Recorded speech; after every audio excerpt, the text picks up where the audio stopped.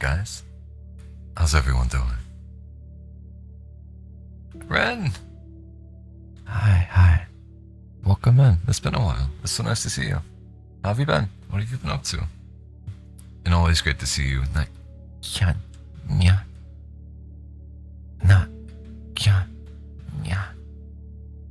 you, me.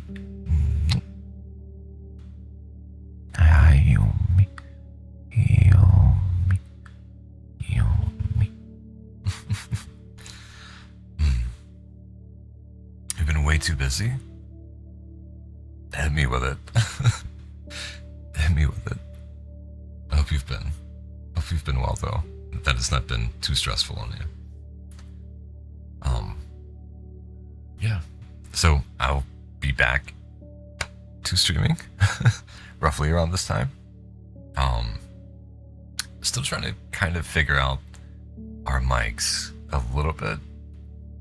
Because if I talk to this one and I talk to this one, I think you hear me over here a little bit more.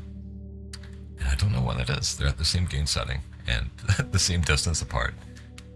Maybe it's the difference of the mics. Anyway. Yeah, welcome in, guys. Assessments, friends, scholarship, and work placement. Very nice. Sounds very productive. Great job. Genuinely great job. Sounds very busy.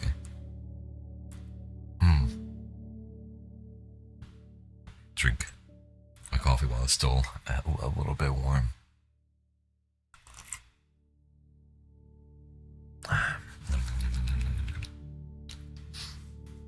It sounds busy, but it also sounds productive, so that's wonderful. So,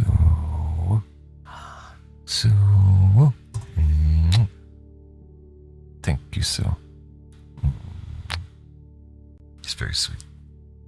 Too busy? I like being lazy? Listen, that's been me. Kind of. I like recovering. Let me recalibrate this really quick. Just because I feel like it's making me blink too much. It's making my eyes too closed. As acquired? Yippee. As I so often hear from the bunny here. What's up, Annie? Whoa. What do you mean, whoa? The mic's different? I have, maybe you haven't joined. Maybe this is the first time you joined where, I have them both plugged in. But, yeah. I'm gonna go ahead and pin something. Speaking of mics, I have, I'm gonna be merging my throne with the gaming channel with this one. I'm gonna pin this as well. Sorry. Typing, we'll call this typing ASMR.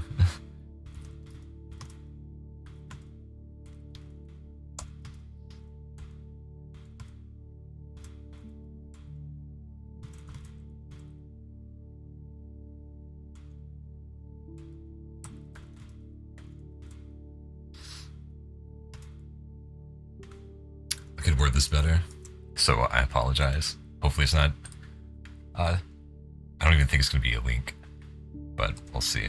It is. Okay. I'm just going to pin that for the end of the stream. Yeah, I do eventually want to get an actual 3DO, Annie. So this is just two mics that I have laying around so I can get the binaural sound. But yeah, there's an audio interface on that. This one shorts out, which is not great. And there's also a actual 3DO. I think that'll help tracking, and I think it'll help with the sound too. The sound quality should be a bit better from my understanding. I can do ear rubbies, but never ear suckies. never that. Sorry to disappoint, I guess. But it's so good to see you guys. Noise. What are you noising, lady? What are you noising? What are you buying? What are you selling?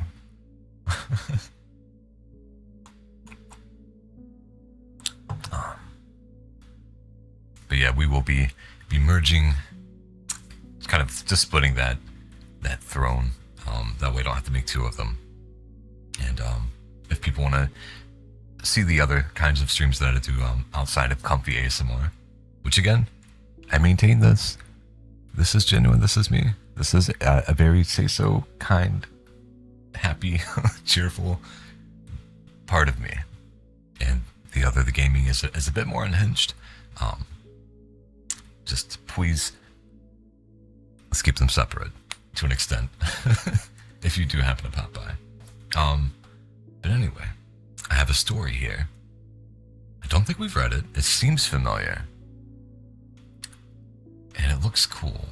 Is it hard to manage two different Twitch? Nah. This one is like strictly ASMR. And it's just cozy, nice stuff. And the other is just like pretty much hanging out and gaming with my buds with occasional ASMR host club stuff, which is essentially just chatting, but in an ASMR setting, I guess. And yeah, just if you know about host clubs, it's a mixture of that and just hanging out, and essentially it's just a different vibe of what we do here. But I'm trying to I made this this to be,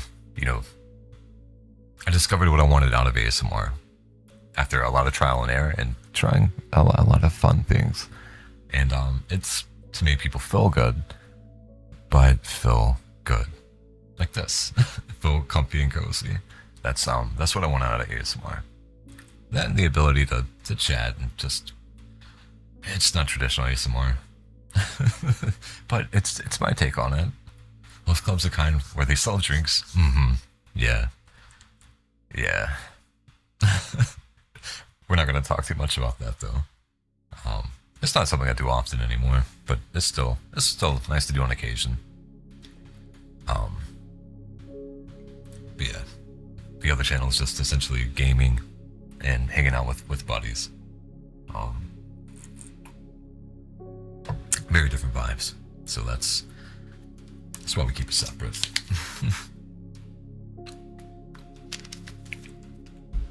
Okay. Organizing meds, pick scent. Ooh. Grab my phone very, very, very quickly. It's silly. You're silly. And that's why you're great. Nice. Okay. This is called Synapse. The drug market's never been the same, ever, since it went digital. What's up, Rory? Mm-hmm. It's good to see you.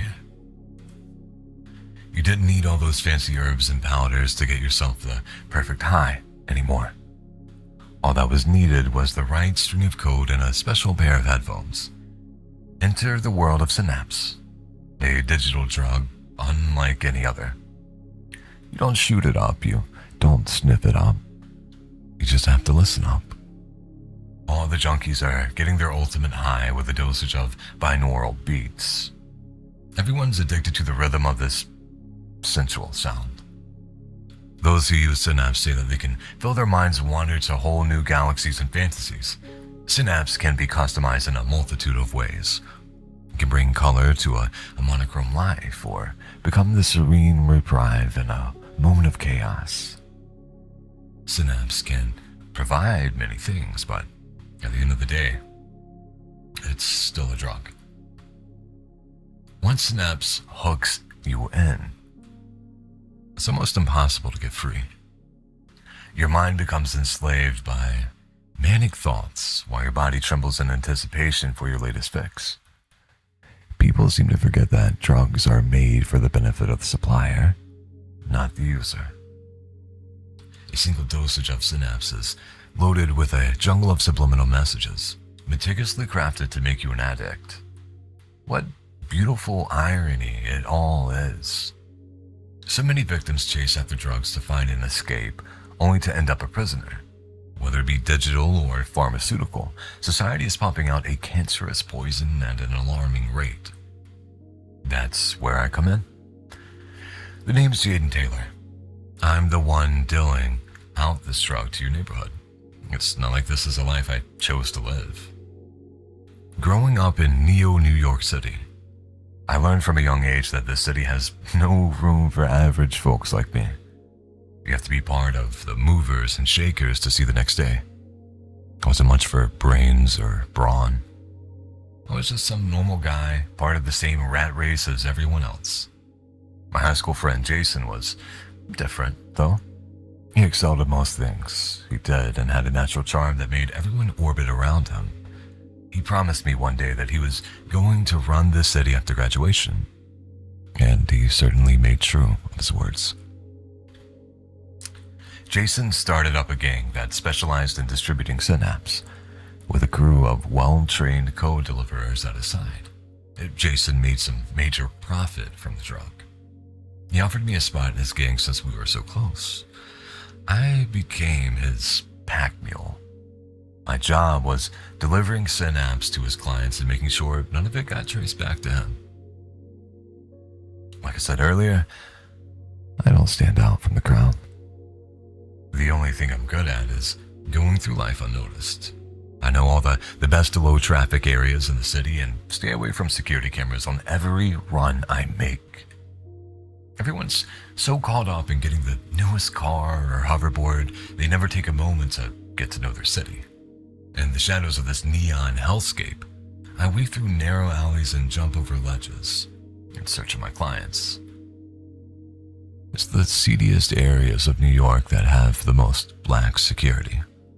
I'm guessing all the bigwigs decided that if something happened to a bunch of good-for-nothing hoodlums, it wouldn't be worth their time to investigate. It works in my favor, so you won't hear me complaining. Getting caught up with synapse can get you a pretty hefty jail sentence. We all know how the government hates unregulated products and anything else they can't put a harsh tax on.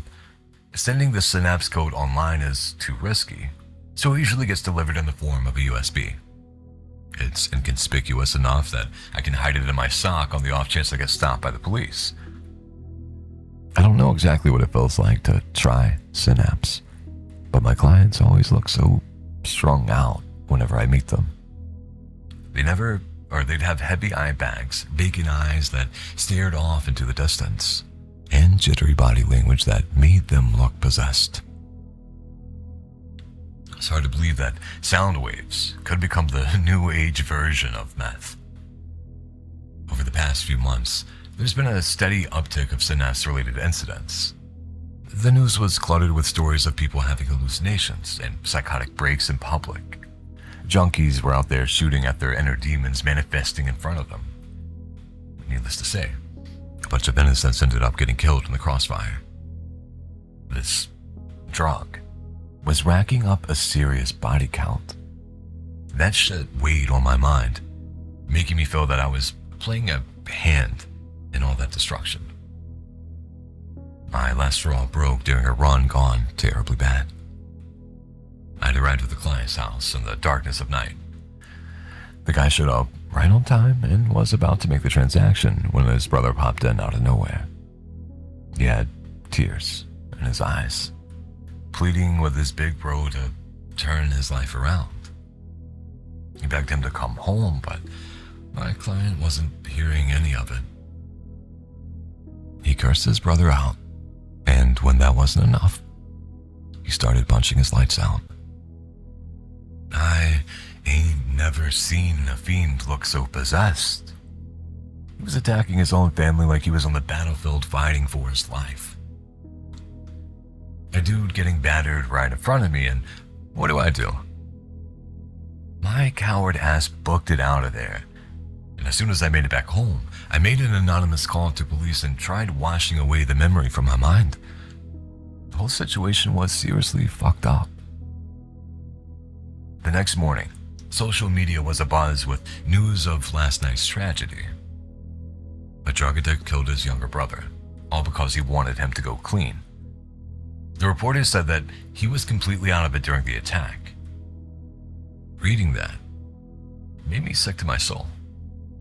A man was dead. And I was partly to blame.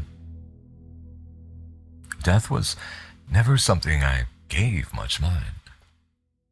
You can hardly go a week in the city without seeing someone get sent away in a body bag. But what made this different was I felt like I had blood on my hands.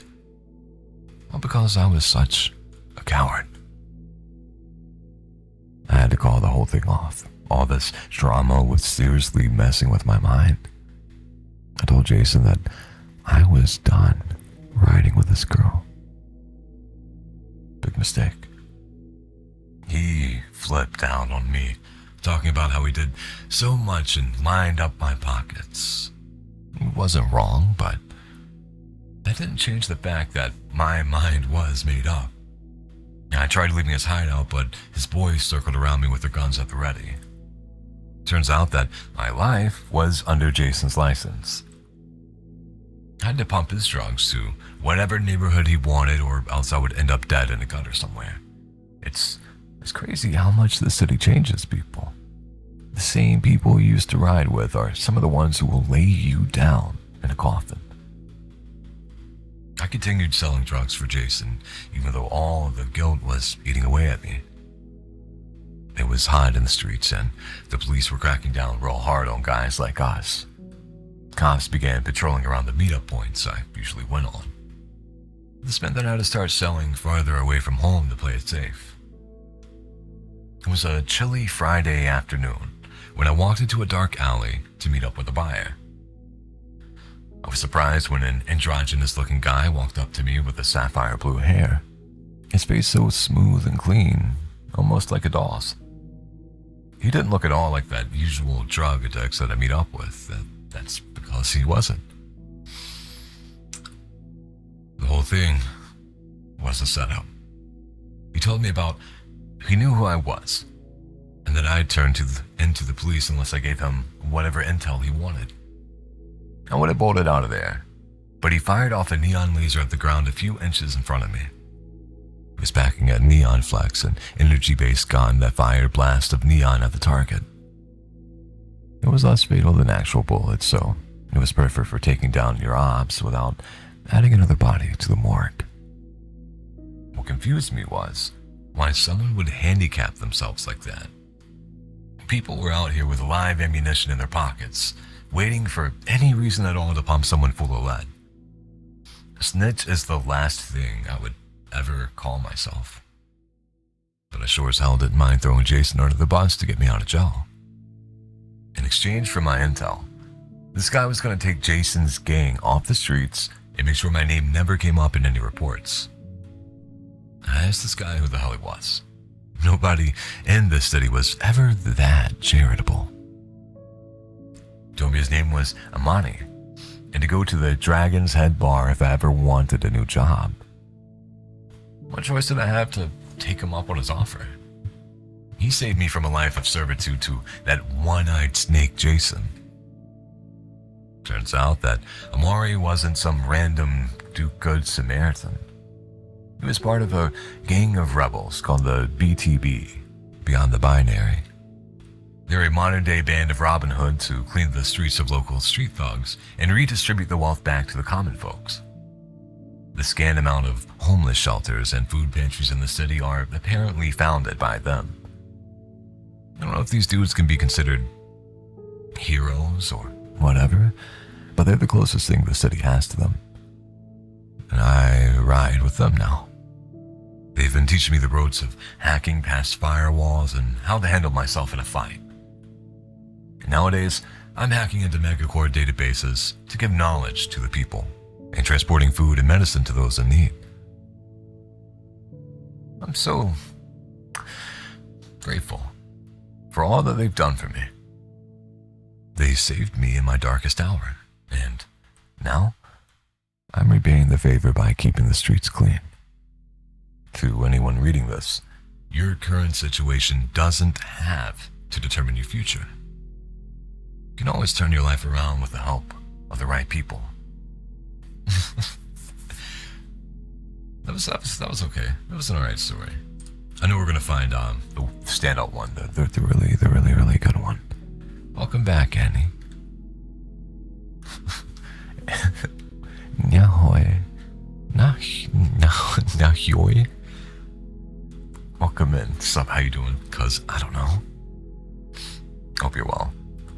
But one-eyed snake Sue is it's a euphemism for a deck. It's a way of calling someone a dick. It's a bit sad. Nah, I mean it worked out. It's, you know, he's living his best life. Have you not? It's yeah. It's one. It is one.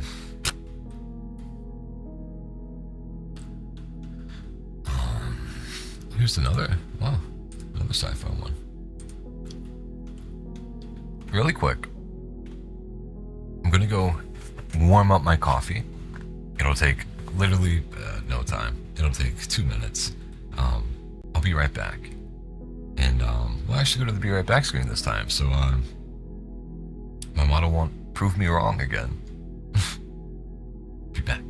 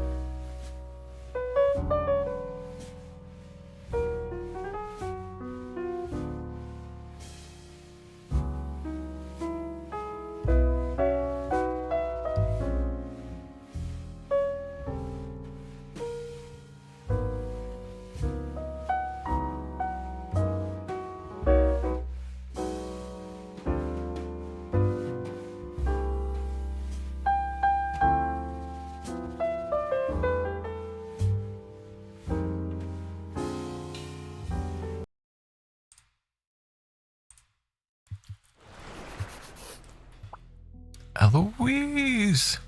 Eloise! Nyahoy. Nahoy. Thank you, Subu. It's always so punishing and cruel whenever you get a fresh cup of coffee and you want to drink it instantly, but you know you can't. But you know you can't. Because you burn your mouth. That's never good. That's never good. Also, I want to start playing around with some triggers. Part of the reason that I don't do them that much currently is because of like the spacings of the mic. They're as you can see, I have to move around quite a bit to reach them. And also just like how high they are. It makes it a little bit annoying, a little bit tricky, a little bit hard to do triggers. I've been talking with the Yumi, and I think a fun one to do would be to like do tappies as I read. Here's where it's comfortable.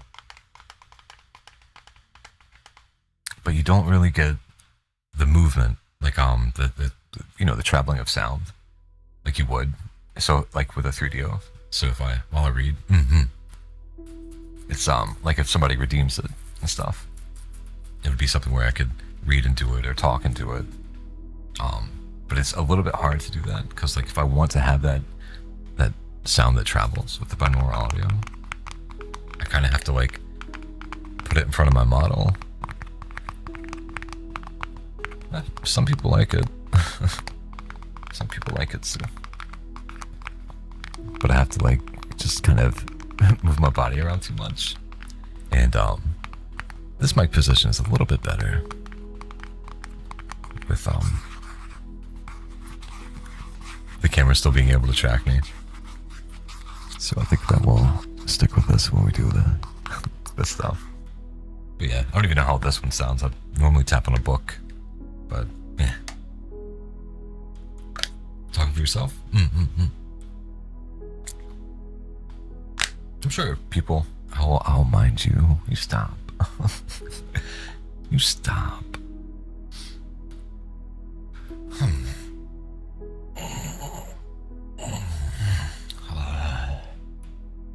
Big stretch. But yeah, I suppose I'll can read this. Also, one of the things I'm worried about, like, if I have higher gain, is it gonna pick up my stomach going?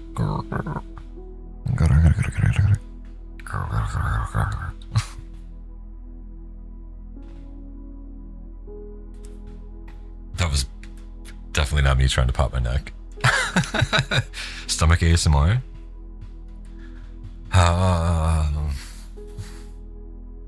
I'm such a say so and well-behaved guy that I'm not gonna make a comment on that.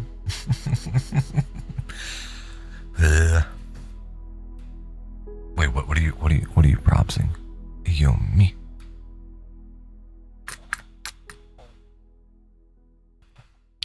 I looked like, oh, that's gonna pick up my stomach. Yeah. Listen, I kind of gotten back to not eating in the mornings, which is normal. I have to force myself to eat breakfast.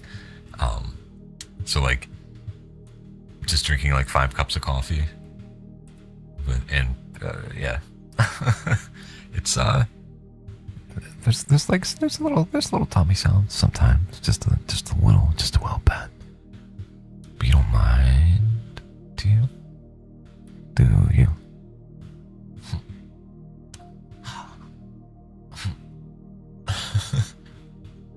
When you force yourself to eat breakfast, I was working out a lot, and I got to make sure that I have adequate, energy and fuel for it, and plenty of protein. So I was like forcing myself to eat a lot of yogurts and like Greek yogurt with berries and peanut butter and chia seeds and granola. And then after like an hour or two, doing like the first part of workout before like jobs or streams or anything. But with the vacations and everything and all the stuff piling up, it's been heavily scaled back.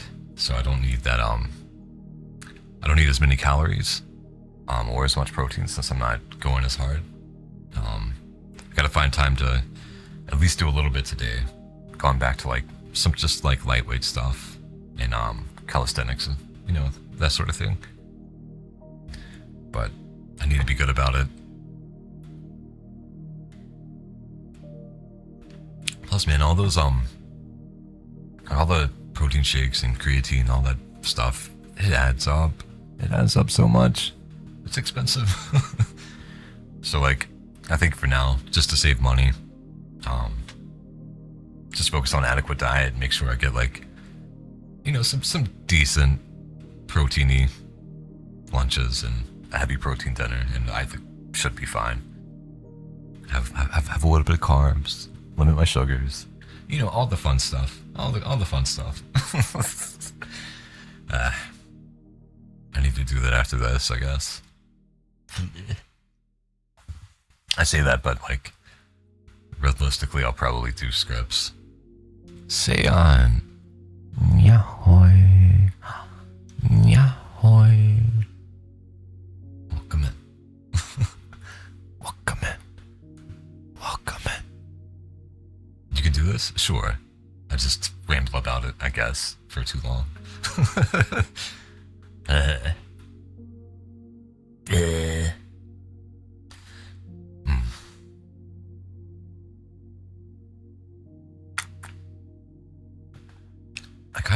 I think I might just like chill out here and just drink coffee, because it's already cooling down too fast, and I don't know why. doesn't seem normal. It doesn't seem right. What's up with my coffee today? It just wants to be...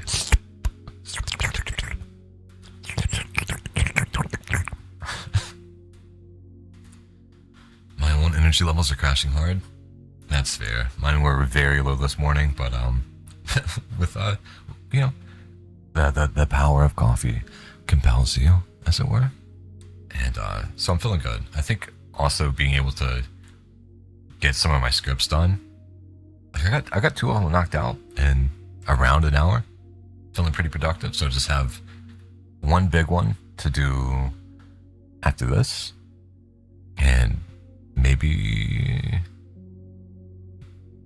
I should at least do some ASMR stuff so I can post it on the Ko-Fi.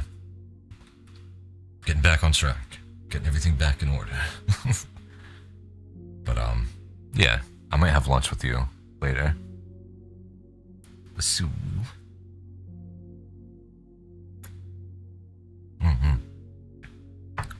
So forgive me now if I'm a little talky. I'm just gonna do that until we finish this cup, and then we'll read a story, and I'll go pour another one.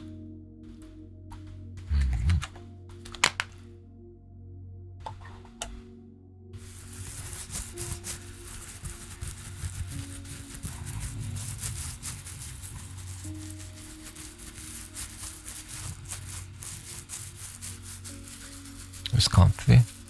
Yeah.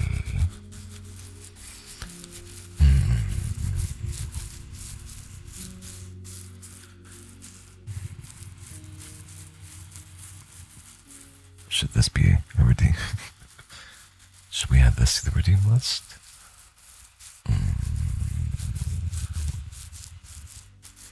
Yes. Do you really? It's kind of like I'm being pet, and I'm purring as a cat boy would, I suppose, right? Oh, no, it's itchy.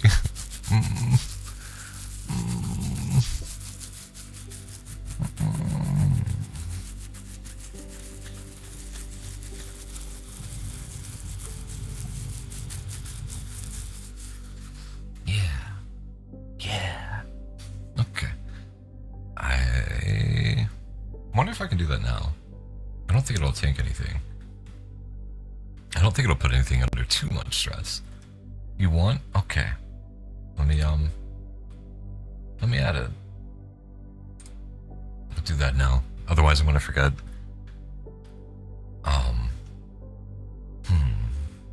Also, while we're here, what are we all as a group, as a community, do we think that 50,000 or not 50, 500,000 for VIP is worth it and good? Because it's one of those that will be like kind of longer. All of these other ones who are pretty much instantaneous redeems. Tappy's is one that takes more effort and energy, especially with the current mic setup. So it's going to be a little bit more. 69. Nice. What should we call this one? The one where I scratch my beard and purr. Chin scratches and purr? Or scritches? Scritches. Scritches. And purrs. Yeah. Chin scritches. And what should we charge for that? What do you guys feel is fair? Because I do want to get your feedback and make sure that you guys feel catered to and comfy and happy with things, as well as myself. At the worst case, we'll find a middle ground.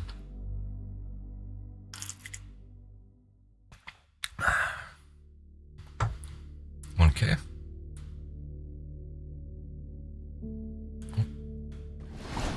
Oh no! Oh god! I need to change that. Oh no! I'm a bad dad. Okay.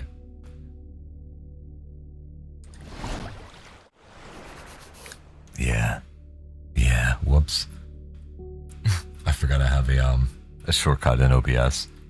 Not really, not here. It was a hotkey that I set up that I need to take away because I have no use for it anymore. What color do you think of when you hear scritches and purrs? I'm thinking like a pink one, like a warm pink. Thank you, Sue. Thinking you. Thinking you. Thinking you.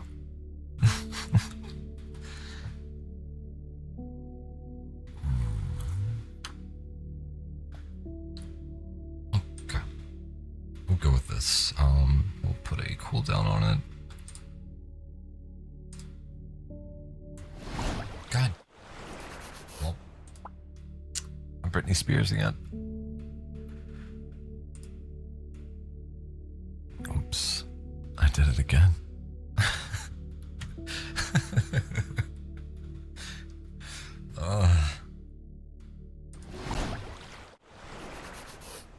There we go.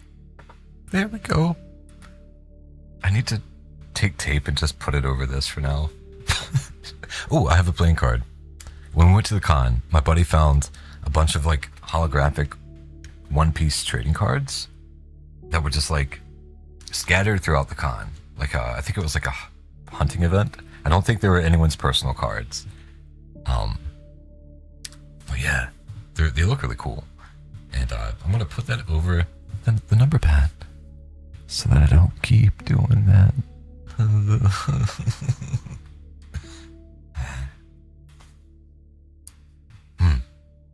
Here I am talking so much I'm forgetting to drink coffees. I love the OP trading cards. I collect them. Oh, ooh, okay, yeah, absolutely.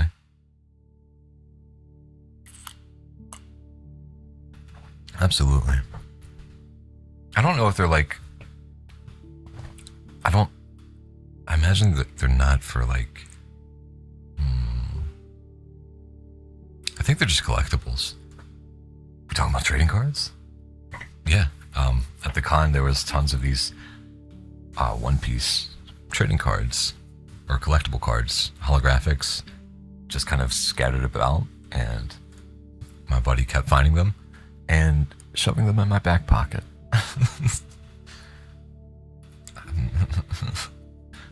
It was fun. It was a good time. It was a good time. I'm not super social, but I had a great time there. Our goal next year, or at least my goal, is to definitely go to the party, to like the little rave they have there. Because we went, but by the time that we went, and oddly enough, it wasn't me. Like everybody was tired and very, very lit, but like the kind that just leaves you drained and sleepy, where you're ready for bed. So we went there for like an hour, and it was fun, but also like I didn't get to dance too much, and I don't even dance. But I was like, I'm in the mood for this. Oddly enough, we did a little. They had a little train going around, and you just like you dance and jump, and with your hands on somebody's shoulders. It was fun. It was pretty neat. Hope I'll have the money next year. Listen, yes, we don't have to do the idea that I had for us, but we definitely need to have something. You can dress me up like a Rothsley if you want, and you can be a Genshin character too. Yeah. Shh.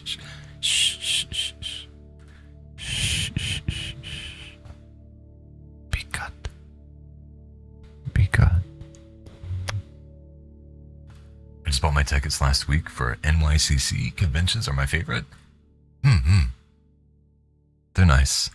It was one of those things, right, Rory? Where like I always wanted to go to them as a kid. Like I would see friends come back with pictures, and just like see acquaintances going to the one that I go to now, like online. It's been around for years, And I'm like, I want to go. And I knew who I would cosplay too. I've always wanted to be Zidane. I've always loved him. Final Fantasy IX, nostalgic for me now, was like probably one of my favorite games as a kid. I wanted to be him, and also Ramza from Final Fantasy Tactics. Those were like my two favorites. Not that I could have afforded it then, but still. I'd like always wanted to go to them as a kid, or a teen. And now I finally can. And now I kind of have the money to back up cosplays. I think the two favorite ones that I've done, and I haven't done a lot to be fair, but just what really worked for me, I think, was doing Chozo. Although I won't do that again because I don't want to shave. I want to grow stuff out. And also Nanami. But again, I don't want to shave. I don't want to shave. A Doctor Who themed con? Yes, I can see that soon.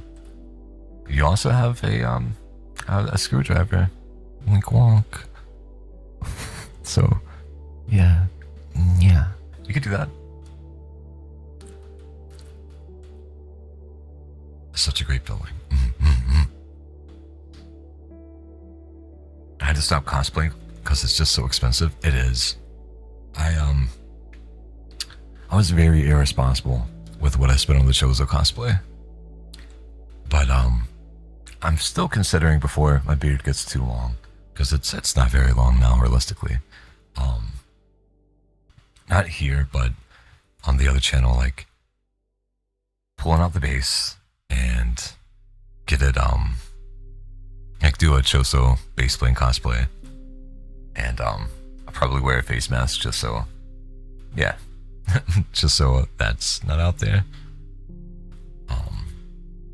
And so it kind of looks more in line since he's a clean-shaven boy. Irresponsible with money. The cosplay for that was quite expensive, Annie. And yeah, no regrets though. No regrets. I got a lot of compliments, got a few pictures taken, so that means you did good. I felt like I was a somewhat believable Chozo.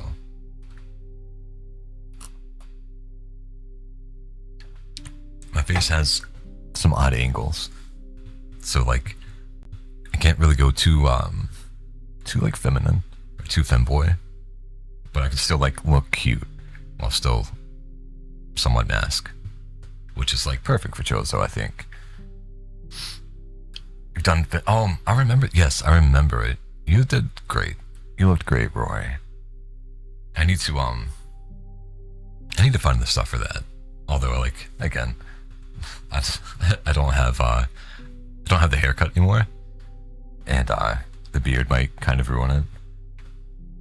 I could do Papa, Nanami, Daddy Nanami, but old man Nanami. There, that's the appropriate one.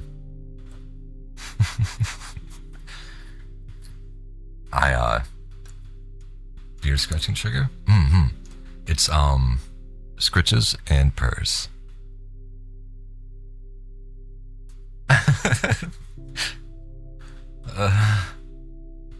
I'm helpless. I'm hopeless.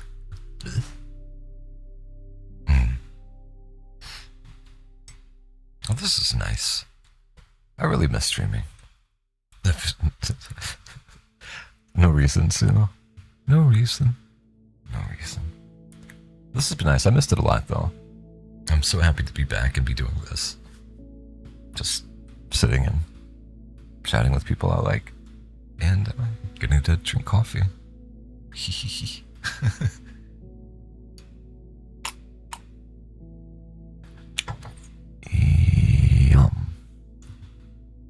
Yum.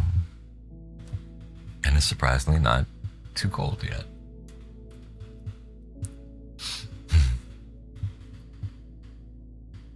You want to sleep? Why don't you go lay down, lady? Don't you want to be wide awake and ready for me? Yeah, don't you know? Don't you know?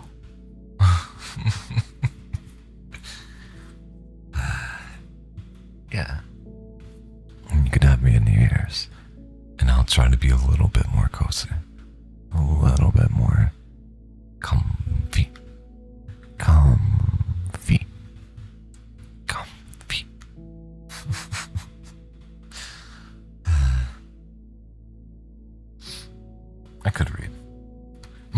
Also,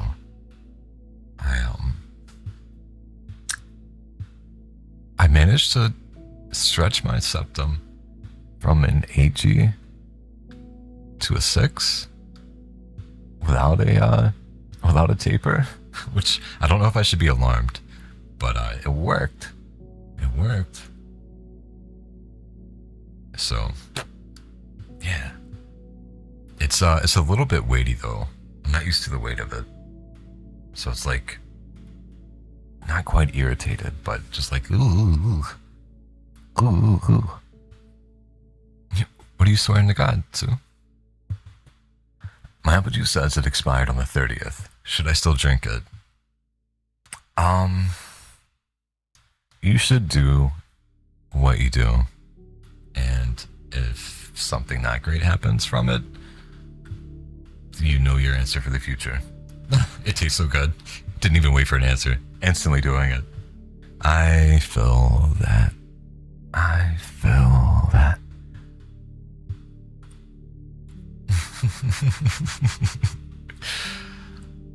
Yeah, exactly what Ayumi said. If it doesn't taste or smell bad. The ring? What do you mean the ring? Yes. The septum ring? Yeah. It both looks bigger, but it looks bigger in person, I feel like, than it does through pictures. But, yeesh. I probably won't stretch my ears, though. I did for a little bit. If I die, blame Sue. Noted. Absolutely noted.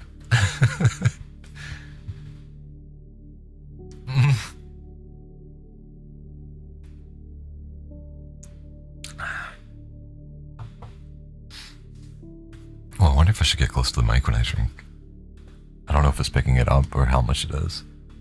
That might sound interesting.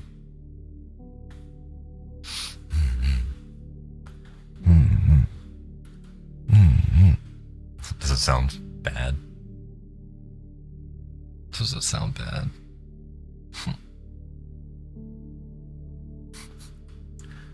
No, oh, it's okay. Okay. Okay.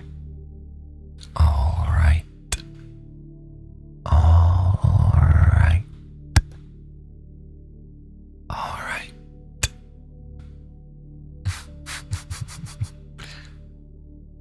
So, we'll get back to stories. The coffee's nearly done. This one's titled The Matter. And it's kind of long, so buckle in. Buckle up. Chapter 1, Reality. It was a frigid February morning. The streets were blanketed white from the blizzard that passed through the prior evening. It was 6:16 a.m., and Sam Belker was brushing snow off his 2003 Ford Taurus. He had to be at work by 7 a.m., and had at least an hour commute ahead of him. He dreaded going to his dead-end office job each morning, and this morning was no exception. The ice on his windshield was not coming off no matter how hard he scraped.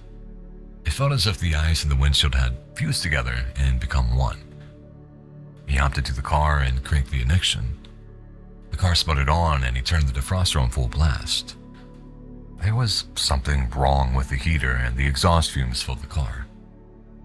Sam let out a vigorous cough and stepped out of the car. He would fix that eventually when he had time.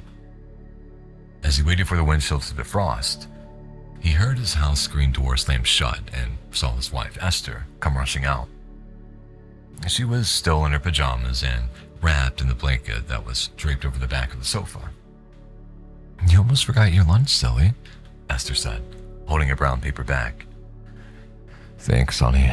I don't know what I'd do without you," he said, grabbing the lunch and setting it on the passenger seat of the car. "You should get back inside. It's freezing out here." "I love you. Have a good day at work," she said as she skipped over mounds of snow back to the front door. She was 6 months pregnant with her first child. The thought of being a father was both immensely exciting and scary to Sam. He'd always believed that he would make for a lousy father, but also thought a child might bring some meaning to his rather mundane life. The windows were finally starting to defrost, and the car was also filling up with a dangerous amount of smoke. Sam opened the car doors and let the smoke filter out. Another 5 minutes or so, the windows were clear and Sam headed off to work. He enjoyed the long drives to work. It was just him and his thoughts. Throw on point? Yeah? Okay, I'll keep this in mind. I have them set up a little bit differently. They're spread further away. It's good to know that was a good choice. It was just him and his thoughts, and he was a thinker. He loved getting lost in deep thoughts about his life, the world, the meaning of it all. What was his purpose in the world? Was he just an insignificant speck in a vast, uncaring universe? Did anything really matter? He would often get so lost in these thoughts that he would make himself dizzy pondering the answers. He had an inkling that when deep thoughts made him dizzy, it was the universe's way of telling him he was getting close to the truth. The one thought that had been digging into him recently was the concept of how he perceived the world. The way human beings perceive the world was not the way of the universe truly was. The universe as we know it was simply just a manifestation created by our brains. Brains that were not capable of displaying the true nature of the universe.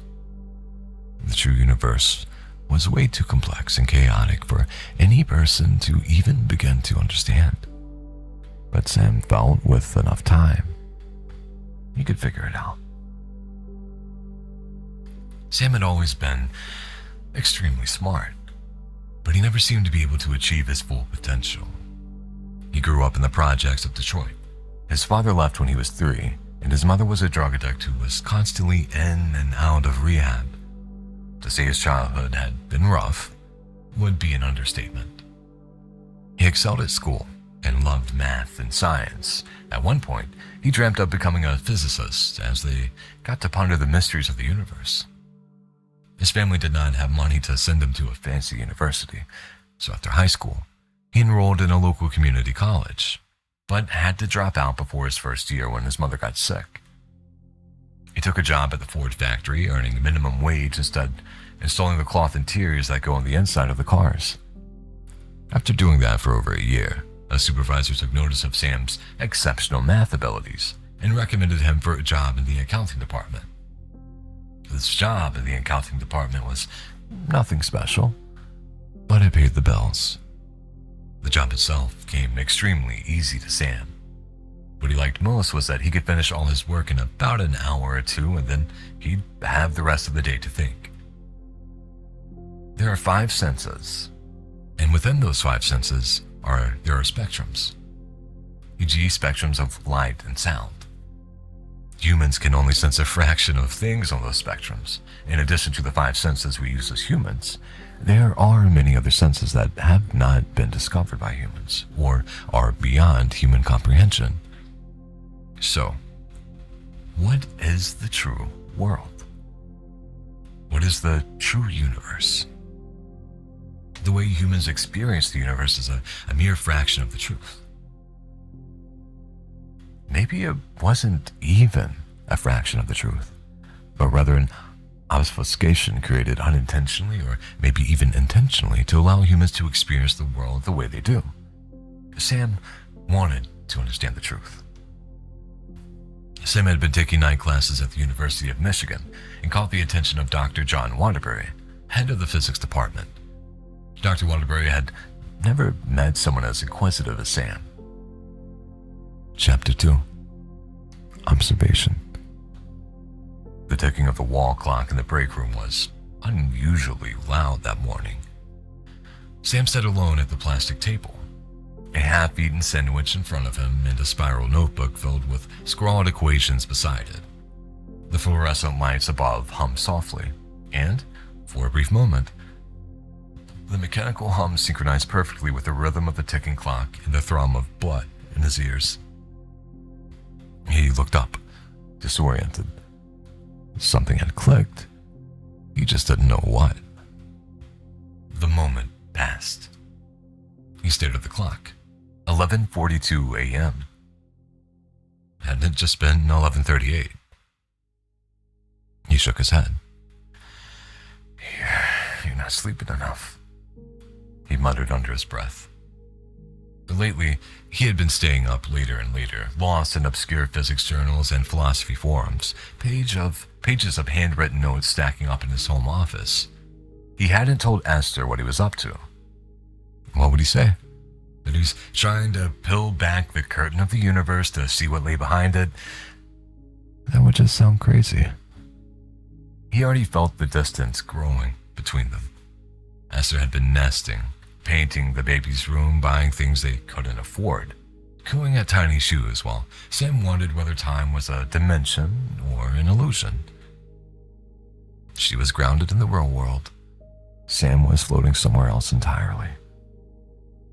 That evening, Sam walked into his night class early. The lecture hall was half lit, with only a few students scattered among seats. Coffee.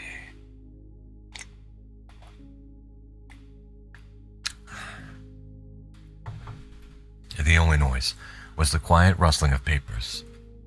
Sam took his usual seat in the third row. He liked being close enough to feel engaged, but not so close to be noticed. Dr. Waterbury entered 5 minutes late, as always, carrying a thermos and a sheaf of yellowed papers. He was tall, graying, but with a tired, but curious energy, like a man who had been peeking into the abyss for too long. Tonight's topic was wave-particle duality. Waterbury sketched out the double-slit experiment on the whiteboard. The room dimmed as he pulled up a simulation on the projector. Sam had seen it a dozen times before, but tonight, it struck him differently. The particles behaved one way when observed, and another when they weren't. The universe knew when it was being watched, and it changed. Some physicists say that this means consciousness is fundamental. Waterbury said, clicking the slide, that the observer isn't just recording reality, but participating in it. Sam felt his pulse quicken. What's less discussed, the professor added, is that some interpretations suggest that there's no objective reality at all. Just fields collapsing into what we expect to see based on probabilistic histories. A student in the back raised his hand. So, we make reality. Waterbury smiled thinly. Or we receive it through very limited instruments, our senses. And maybe those instruments only allow us to see what we're supposed to. The class chuckled nervously. Sam didn't laugh. He was staring at the chalk dust in the air, caught in the projector light, watching it swirl and shimmer like particles trying to decide if they should be waves. After class, Sam approached the professor. Dr. Waterbury, he said, can I ask you something? Something that's kind of strange. Waterbury didn't blink. Strange. Those are my favorite types of questions. Sam hesitated. Have you ever seen something? I mean, in your research, as something that didn't fit, something that made you feel like you were not supposed to see it? Waterbury watched him for a long moment. Then he opened his satchel and pulled out a card. Come by my office tomorrow evening, after 5. I think we should talk. Sam took the card. The professor's face was unreadable as he turned away. Just be careful where you point your mind, Mr. Belker.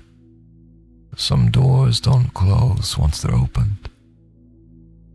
That night, Sam had a dream. He was lying in bed next to Esther, but she was frozen. Her breathing stopped mid-inhale. The walls of the bedroom were paper-thin, pulsating like membranes. And outside the window, the stars were swirling. Not in the sky, but in patterns. recursive, intentional. A sound filled the air, a white noise of sorts. Sam sat up and looked down at his hands.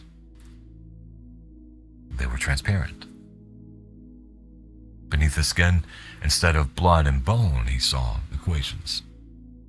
Layers of symbols floating in an invisible current. He reached out and touched Esther's face, and she crumbled into static, dissolving into dust, fading into nothingness. He awoke gasping. The digital clock on the nightstand read 6:16 a.m. He sat up and stared at it. It didn't change.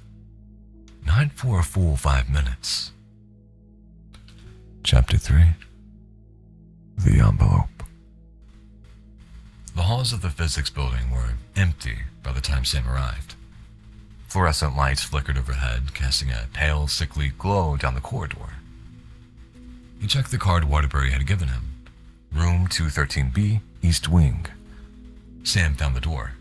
It was an old and wooden, with a small opaque window. The placard read, Dr. John Waterbury, Emeritus Professor, Theoretical Physics Appointments by Arrangement Only. He knocked twice. Come in, came the voice from inside. Sam opened the door slowly. The room was cramped, overflowing with books, chalkboard equations, old instruments, and a large desk cluttered with papers. On the wall hung a framed photo of Waterbury with men Sam recognized from physics documentaries. Stephen Hawking, Kip Thorne, even one blurry image labeled Stellenbosch Conference, 1981. The man next to Waterbury in that photo had no name, no face, just a black smear, as if light had refused to reflect properly. Close the door behind you, Waterbury said without looking up. He was scribbling something on a sheet of yellowed paper. Sam obeyed. You ever wonder why we still use chalkboards? Waterbury asked suddenly, gesturing to a wall filled with arcs and loops of chalk. I always thought it was tradition. Tradition, the professor repeated, almost scoffing. Chalk doesn't store data. No metadata, no signal, no tracking, just equations.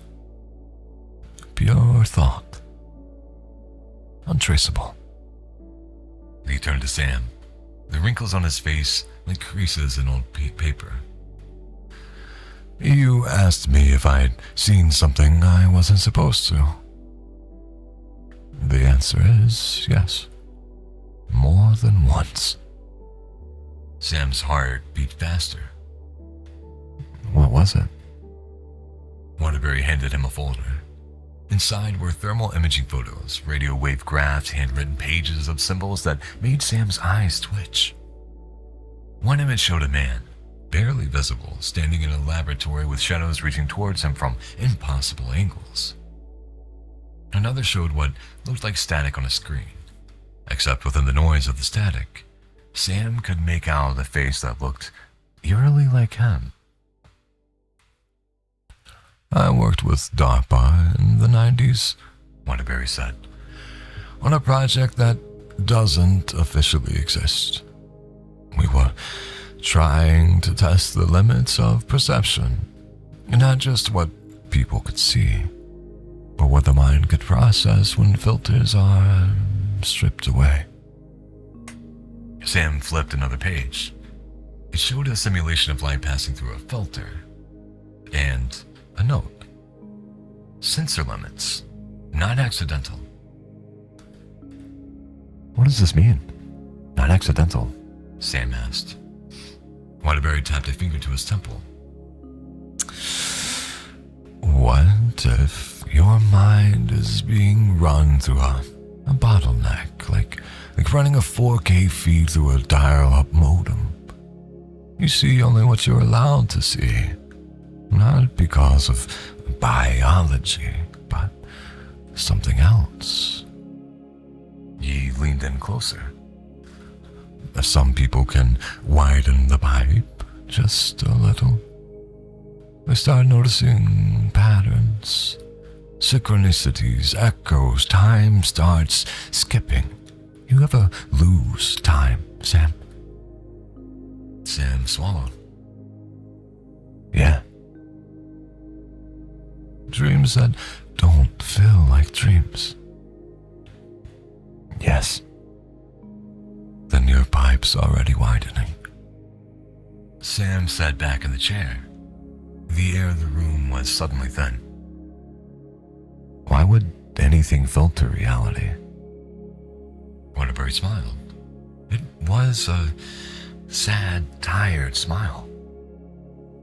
Because truth isn't survivable. The unfiltered universe isn't logical or beautiful. It's alive, Sam. And it's aware. He paused. A silence filled the room, dense and electric. What happened to the other people in your program? Sam finally asked. Waterbury didn't answer at first. Then he reached into a drawer and pulled out a sealed envelope. It had Sam's name written on it in precise, careful handwriting. What is this? Sam asked. The instructions? In case you decide to go further. Sam hesitated. What if I don't? Then you forget this conversation. You go home to your wife. You have your baby. You live a good, ordinary life. Waterbury stood and placed the envelope in Sam's hands. But if you open it, understand this. Nothing will ever be the same again. Sam left the office in a daze, the envelope clutched tight in his coat pocket. Outside, snow was falling again. The streetlights glowed in a strange, buzzing halo. He looked up at the sky. The stars were all wrong. I liked it. I think we found a really good story, and it will be continued. This was written 2 days ago, so I'm excited to see the next one.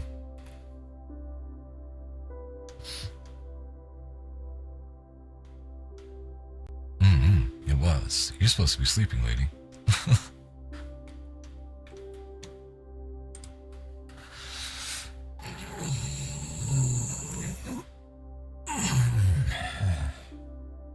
I might join you. Thank you, lady. Yay. Yay. Thanks, Eloise. And you, me. I've got the best sword holders. I got the best ones. I got the best friends. I'm gonna go pour more coffee. Go sleep, woman, says with all my love. Yes. I'm not gonna go to the Be Right Back screen. We're gonna leave you with a perfectly behaved model that will not twitch or move. Wink, wink, wonk.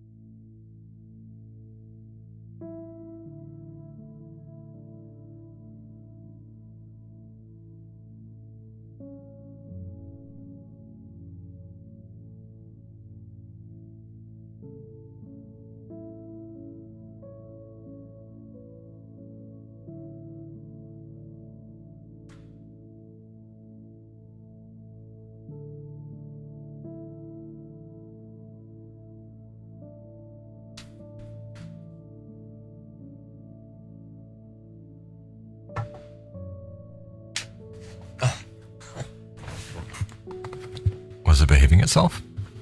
Was it actually being a good model? No, a dance? I guess not. I guess it decided to stop when I came back. Wonderful. Wonderful.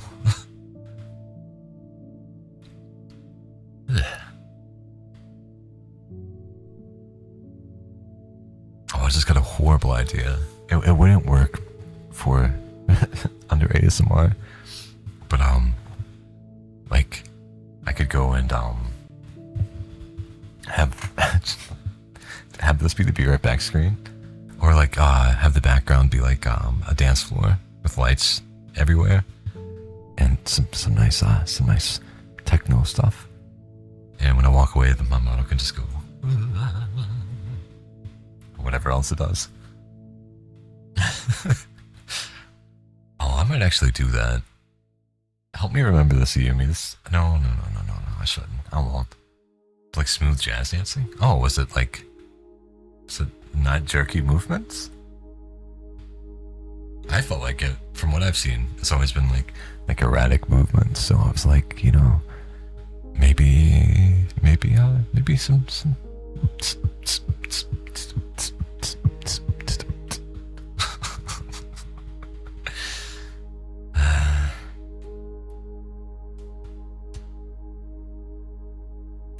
I gotta say, it is nice to actually have my model being very well tracked.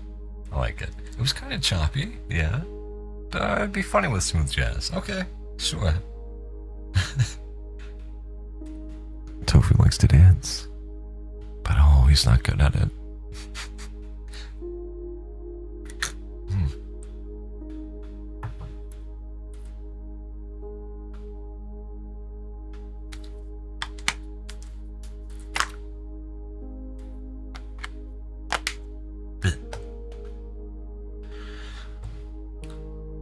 Do you guys have anything fun planned today? Anything cool?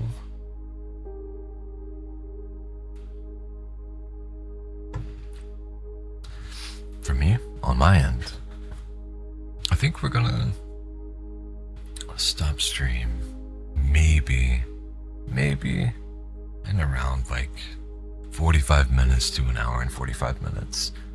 And I think I'll record some ASMR. Or I'll finish up the last script that I have.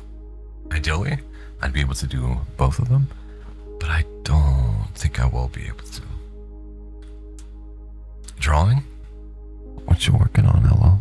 That's something I need to get to while it's still on sale. Because I want to draw with you guys. And I want to do that here. Also, like, I think I need to figure out a good placement of stuff too. So I can, so I can actually draw. I'm wondering if I can get like a little tray that'll fit like right here, where I can like fit it underneath the desk and be able to draw. Like scoot up, you know what I mean? And, yeah. So I can still see everything nicely. I caved in and ordered the coffee and muffin. What's focaccia? What is that? Do you remember the story with the little girl and Doris? Vaguely, Eloise. But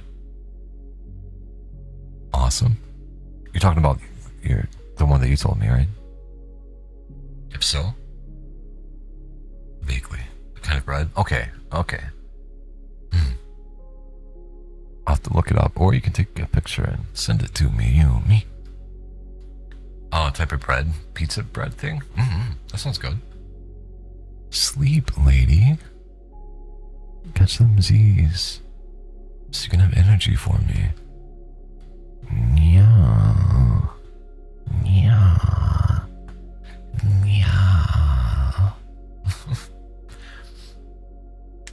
Trying butt.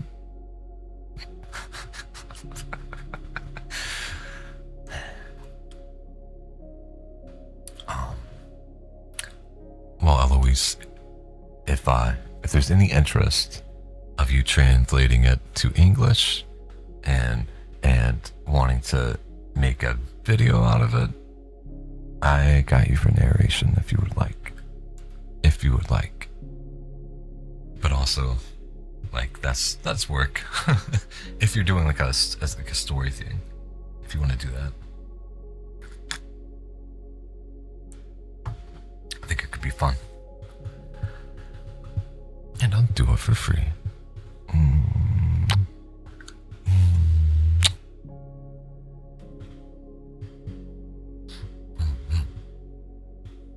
Good job, Yomi. Yeah.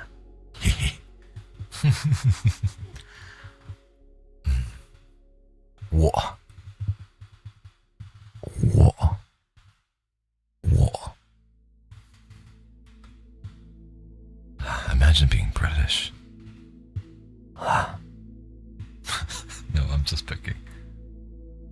I'm just picking.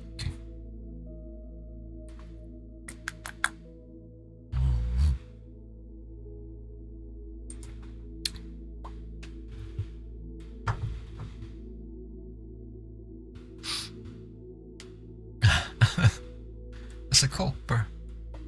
Culper. I finally get to meet them this Friday, don't I, Yumi?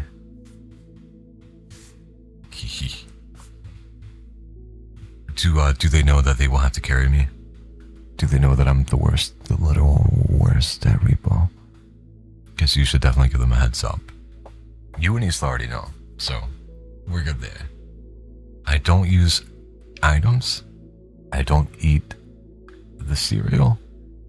And I drop things and break things. Are you gonna let them just be? Well, maybe that could be entertaining. That could be fun. Was Headliners a repo? I'm not great at either, so Isla will carry us all. Isla will, either way, Isla's gonna be carrying my corpse in game, so great. She's such a good little gremlin. She acts like she's not, but we all know she is. It's adorable. For real. The MVP every time. Every time. I still remember her carrying my body around in Headliners. Collecting, spending like the entire time collecting and searching for all the pieces to put me back together. It's incredibly sweet. Yeah. Such a good little grim. Good little gremlin. Anyway, I suppose I should look for stories while chatting. Or we can try out. Do I have a Tappies redeem already? I can't remember.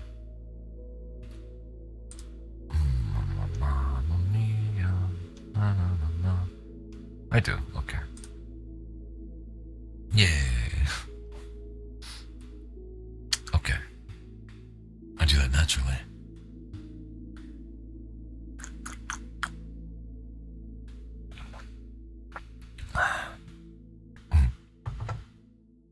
It's for you, Piani.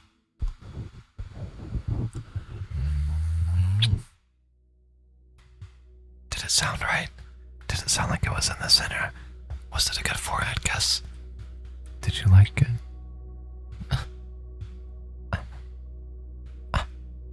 Yeah. Did it help to have that? Did it make it feel like it was in the center? Or was it unnecessary noise?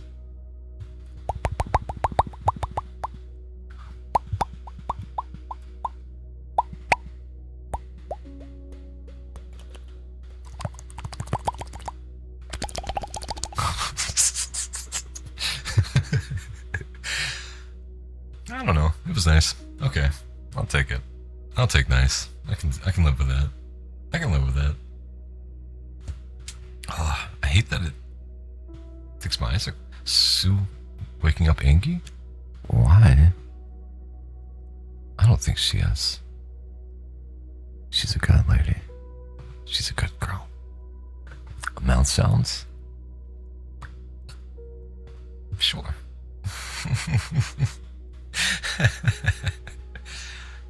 Do I need to bring the egg out? What? Why are you saying no? Thank you, Eloise. And so are you. What do you mean, bully?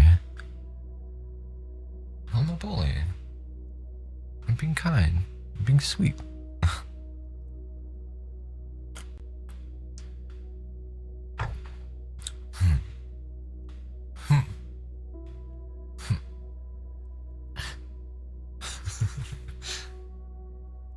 Apparently me, I guess. I don't see it. I don't get it. But that's what Ayumi called me. Am I remembering wrong? That Sue doesn't like mouth sounds. No, you might be right. I'm not sure. I think it's specific ones. I know she just likes the egg, the squeezy egg toy that I have. So I try not to do that if she's around. Unless maybe I am a bully. Oh no. I'm not. I'm good. Tell me I'm good. Tell me I'm good. Yeah. Yeah.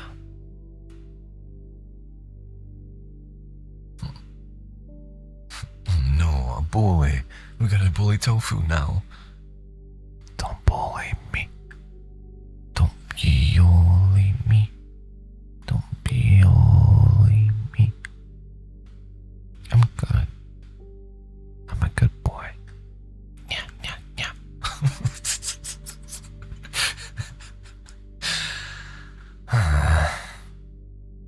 I should find something to read, shouldn't I? Speaking fluent meow. I'm getting so good at it. It's only natural. Oh, thank you, Eloise. Thank you, Eloise.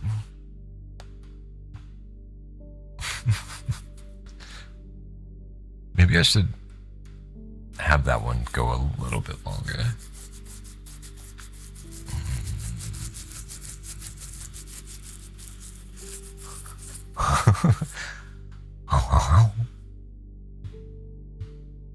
J'ai faim. J'ai faim. J'ai faim. J'ai faim. J'ai faim.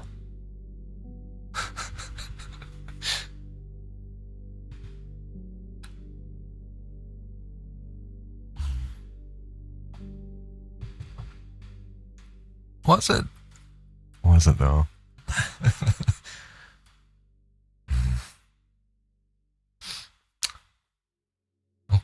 Okay. Okay.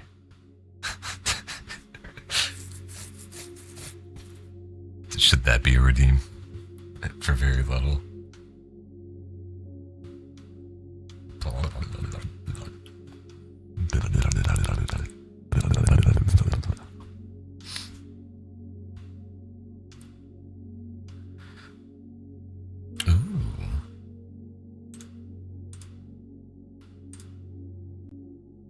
This is broken down so weird.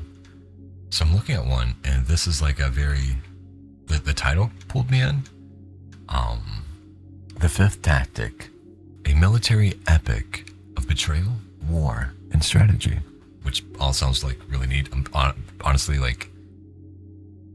going in, like mine just instantly goes to the Warhammer stuff and to Bolt Thrower, one of the best old school death metal bands you should definitely check out if you're a fan of death metal and you haven't heard of them. But how they have stuff broken down, like the spacing, each line has a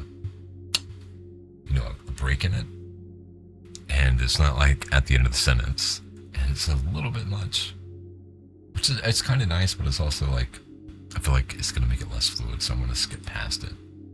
My brain farted and gave me the idea, hey, Tofu should have a redeem of him speaking his native language. Kitos. I could do garbled stuff. I could say random sentences. Vito, Vito. Vito. Perkele.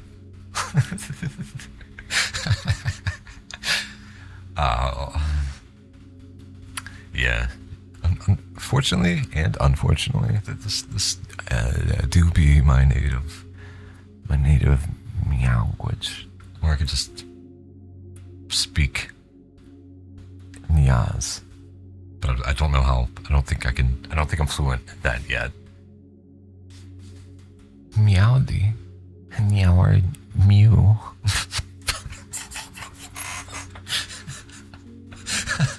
Never mind. We're scrapping that. We're scrapping that. Oh no.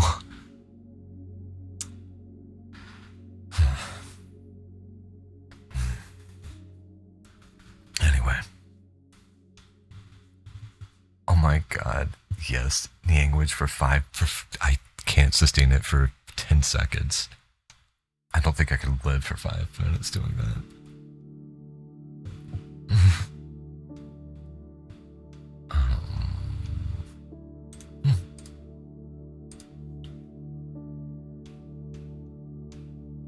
This is a fairly short story. Let me take one more sip of coffee. Science fiction titled Day 2240.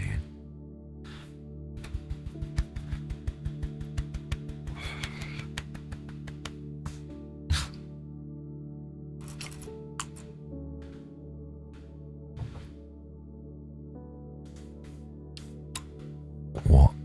This?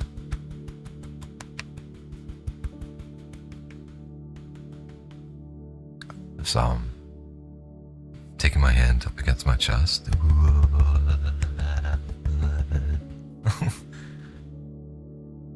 Why? Why?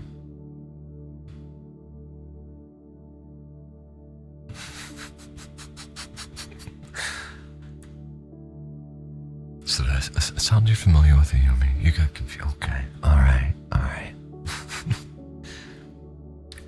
It's day 2240 of our 1826 day mission. This morning is the first time I have put thought towards how this ends. The routines necessary for survival in this place have occupied all of my time and energy up until now. Faced with a definitive end to my resources, I suppose now is when I decide if I should draw this out or if I should just continue as normal until that final day. I wonder if it will matter, since I'm just data at this point. Maybe we always were. Part of a number that they'll tell the future generations that they owe an impossible debt to.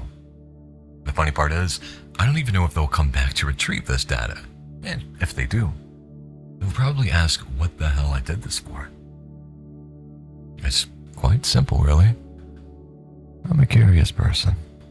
It's that trait that drove me to be a scientist, the trait that made it an easy decision to accept this mission. But it's also the trait that made it impossible to just accept our fate like you did. It has been 414 days since you all pushed that button. I suppose I'll be joining you soon. I can push that very same button today, tomorrow, or on any of the 30 remaining days I have left. Or maybe I skip the button altogether, ration things out until I finally succumb. It's not like I'm waiting for anything in particular. There's no rescue coming. It would need to have left 2 years ago, but this isn't the last real decision I will ever have to make, and yet I'm frozen. Frozen. The irony. I suppose I am the only thing frozen on this entire hellscape. That's the reason we weren't chosen, I suppose. The corn, okra, and aubergine were able to make it.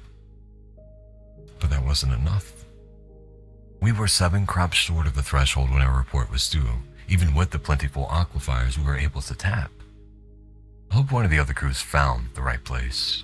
Understandably, they didn't really give us any additional information, just a standardized, "We regret to inform you" message. It's amazing how a college rejection letter and a whole damn planet rejection message can sound so similar. This did feel a bit like university at first. 6 people, all equals in intelligence and responsibility. 6 people dedicated to doing everything they could to make this new home ready for all of us. 6 people smart enough to know that what would happen if our designated planet wasn't the one. I wonder if they knew. When they were building the teams. I mean, obviously they had their team unity matrix that they relied on. They had to have some level of certainty that we could cohabitate and work together harmoniously. But aligning people based on their personalities like that, it was bound to result in some of us getting involved with one another. How could it not? Maybe they thought it would be good. Maybe they thought it would make us fight for one another. Maybe it was intended. After all, to make the strongest possible crews. What they couldn't count on was how it might affect the pushing of the HEP button. It's one thing to make that decision for yourself, but to know the woman you love is lying next to you, doing the same. Of course, we said our goodbyes. We had our time together to make peace, to make love a few more times. In theory, we did everything right. But when we all lied down to pull the proverbial trigger, I couldn't. I was curious. I was curious to see if you would also reject this end. I was curious to see if you too would be setting it up when I did. Be ready to jump out of the pods and continue living a while longer. But all 5 of you did your duty.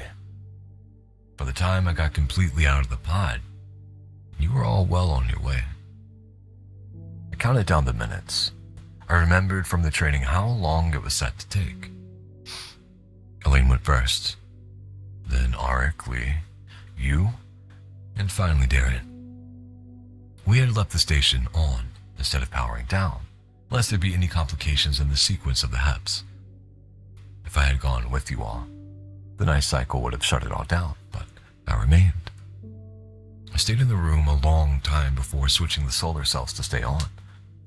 There wasn't a lot of thinking happening then, but before I fell asleep that night, I did take a moment to ponder. I was not surprised or disappointed that you followed through.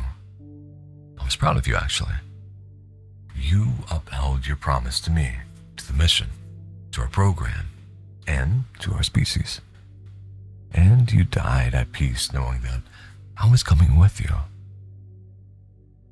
But I didn't.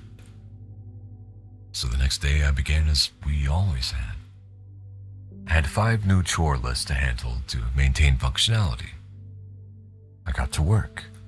I kept the crops growing by myself as long as I could, but after spending so much material at the beginning trying to get the other crops to work, I was never fully going to keep things growing forever.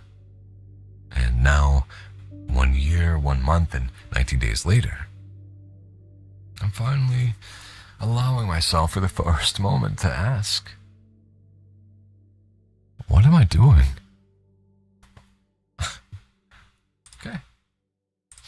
Well, that was that. That was that.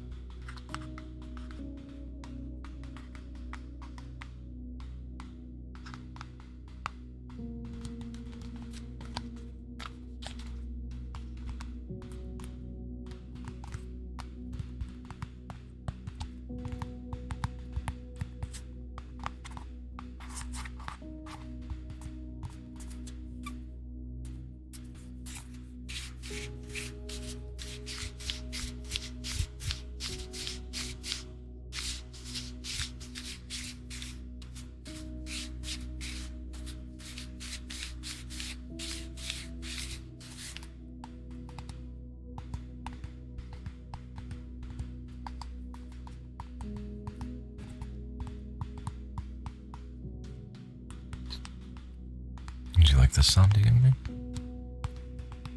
That's a different one than the book.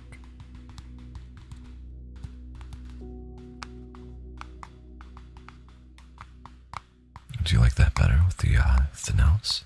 Or the...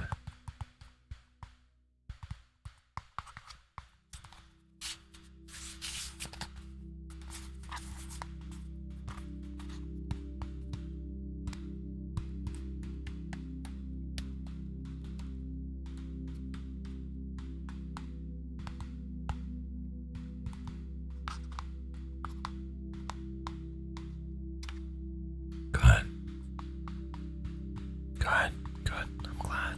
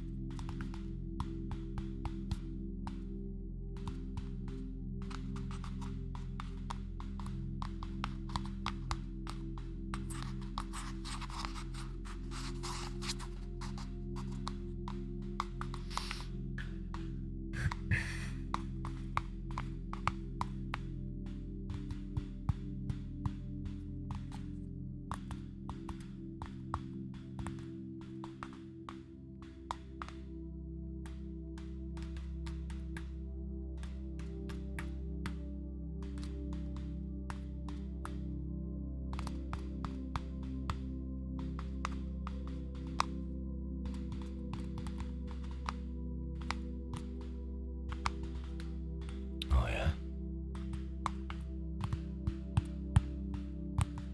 Do you like the deeper ones? The softer ones?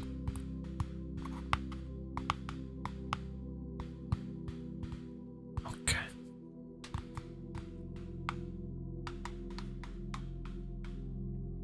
Okay. All right.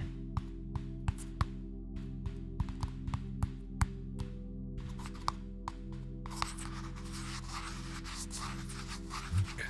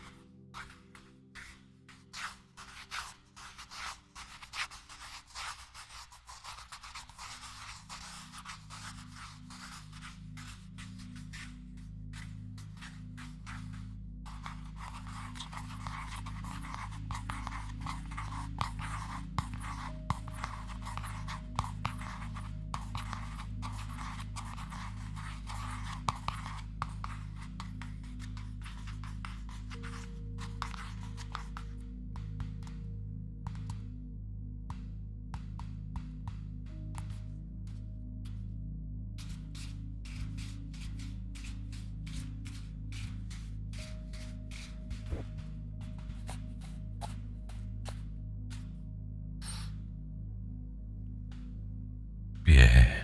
Yeah. Sounds. Oh. Oh. Whoa. I'm glad. I'm glad. Yeah. Here's another short story. The title seemed funny. World's okayest therapist. I'm not the world's best therapist, but I found my niche. The average person is uncomfortable with death, but not me. I can talk about it all day, keeping my head at the right tilt, the proper amount of frown on my face. There's an art to finding the right amount of nodding to signal that you understand, but not so much that you appear to agree with their grief-laden thoughts. I hit up support groups, hospitals. Hell, I'd go to the morgue if they let me in. It's a grim business, but they're just my kind of clientele. Tom was like any other patient experiencing their worst nightmare, outliving his children after a terrible accident. He was referred by a friend of a friend who thought he might need a safe space to land, aka my cheap sofa and a box of bargain tissues. I listened to him drone on about the usual surface level stuff for a few sessions. His head hurts, he's so sad. Before finally getting him to get to the good stuff. I know this is hard, but hard is the way through, I said, dutifully reciting therapist babble. If you're sure, I trust you. Tom sniffled. Jackpot. I smiled empathetically, keeping the glimmer out of my eye, and slid the tissues and bottled water close to him. I am sure. Sharing your pain makes it easier to carry. Let me hold some of those feelings with you, I said, another cliche I've said countless times.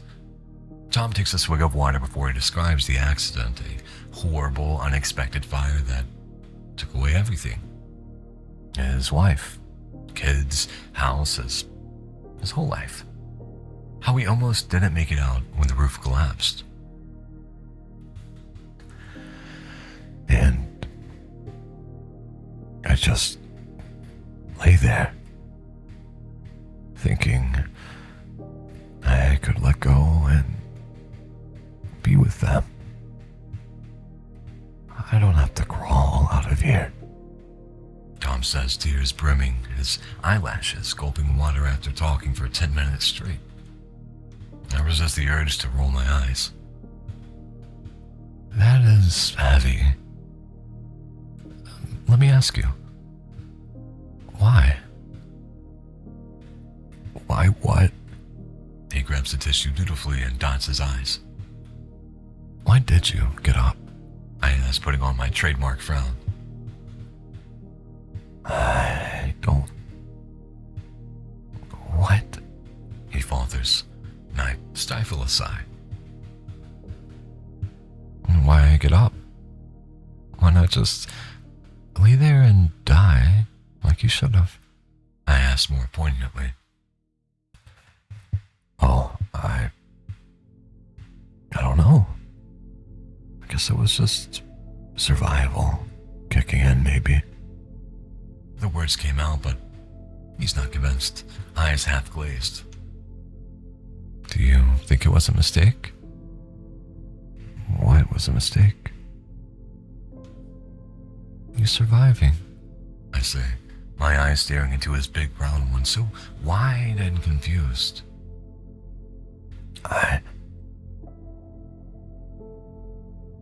Why? He asks, glancing around the room as if he can't decide if this is real. I mean, it's not like you have a lot going for you, Tim. It's Tom. He corrects me. Sure. Look, you don't have your house. You've already blown through your life insurance. Jeannie's cheating on you. What's the point?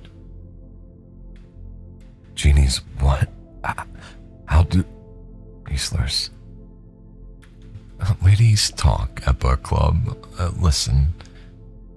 Your life is meaningless. You know it. I know it. Your girlfriend's out there banging other dudes, and she knows it too. I lean forward, ready to cut the shit. The hour's almost up after all. Tom's eyes fills with tears, his lips tremble. You're right. I smile, carefully laying the gun on the chip and coffee table. You know what to do. You always have.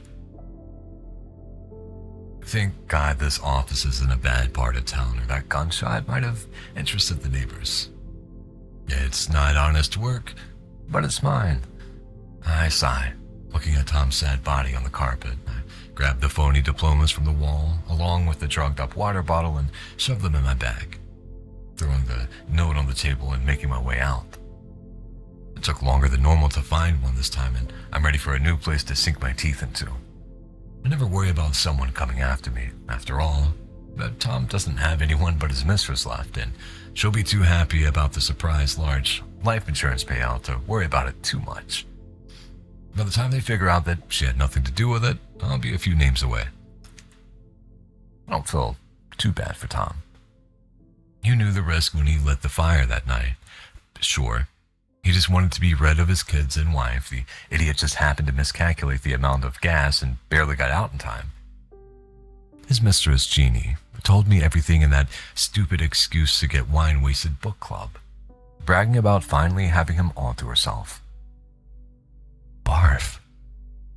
She wasn't cheating, though, and I do feel a bit bad about that lie. I'll make sure to anonymously send her a few bottles of wine as condolences, a secret apology.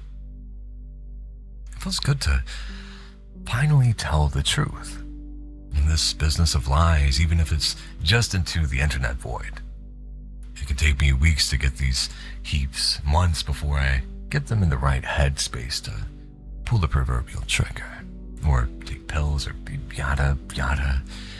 It feels good to share my accomplishment, even if no one reads this. But if you do happen upon it, don't forget about people like me. Those who are watching, waiting for you to think you've gotten away with it. At first I was like, oof, what am I reading? But there was a twist that made it not great, but it'll make a little bit more sense instead of like just straight up horror, I guess, or psychological horror. So that was not great, but could have been worse, I guess. Oof. The title, I feel like the title doesn't really fit. I thought it was going to be a funny thing. It was not funny. Not at all. Oh Lord. Well, that's kind of the fun and the joy of reading random stories on the internet. You never know what you're going to get. And I'm experiencing it alongside of you and trying to narrate it as good as possible.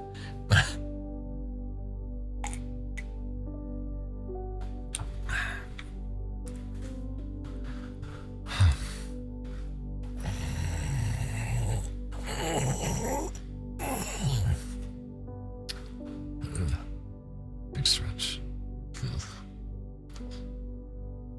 I wonder, like, why does that almost always, like big stretches, almost always make me sleepy, make me eepy?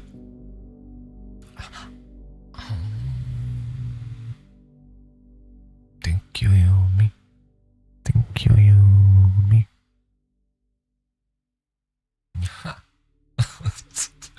I didn't shoot up like I thought I would. Ooh. Oh. Oh. I'm shocked no one's not shocked. Maybe thankful. Maybe thankful is the right word that the aura has yet to be redeemed. Or if it has, I think it's been once. Let's keep it that way. Let's keep it that way. Let's see if we can find another short story. Ideally something a bit lighter.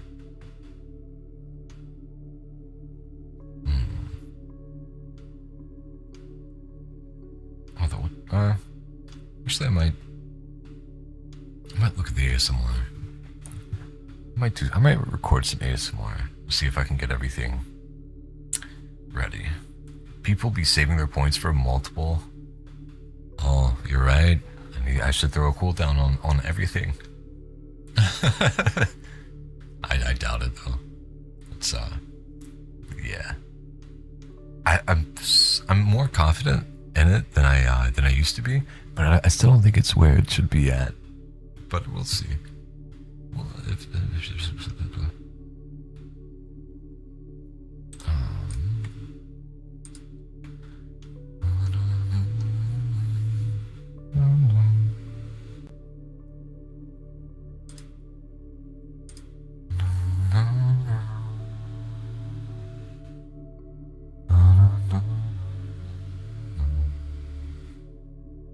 attacking me right away, but it would take most of your points.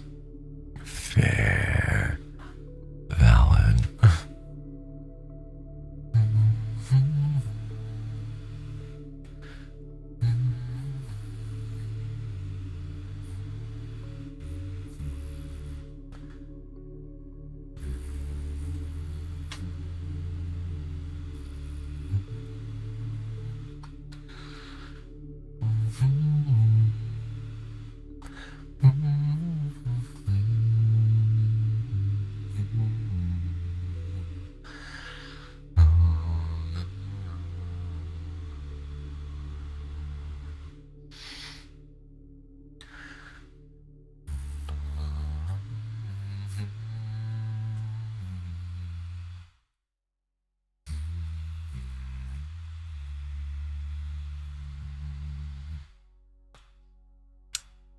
We can organize ourselves and have more.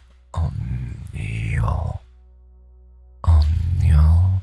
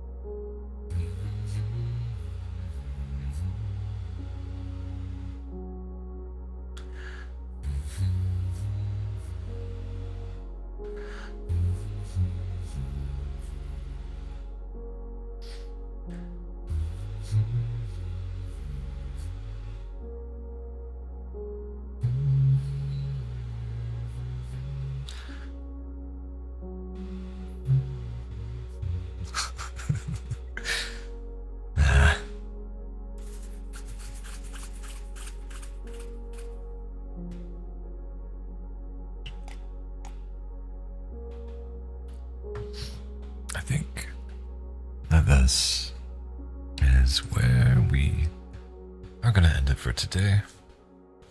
I think I'm gonna do some ASMR. I've been not great on the ASMR front. What? What is it, Annie? What is it? What is? Short stream? It's like 2 hours. I think you can roughly expect streams to be 2 to 3 hours. That's kind of what I'm shooting for. I've been trying to schedule out my days and make sure that the people that I love in my life, that I love to spend time with, are properly accommodated, as well as the voice work that I have to do. Today it's piled up. I had 3 scripts, and yeah. You can expect 2 to 3 hour streams pretty much every day. Yeah, throughout the week. Weekends I will take off. Or actually, likely, there would be random streams on the weekends. But also you can expect to, on Thursdays, I will be doing a weekly collab with Sue. There's, I want to make sure that I raid into channels that provide a similar experience. So I'm going to have to watch some people when I get more time to me. But once I find those people, absolutely. I don't want to like send somebody, you know what I mean, to an unsafe place or a not comfy place. So I want to make sure that I essentially do my research, so we're having similar vibes and a similar level of comfiness. That seems fair. I already forgot what I was saying. But yeah, we're gonna end for today. Thank you guys for being here.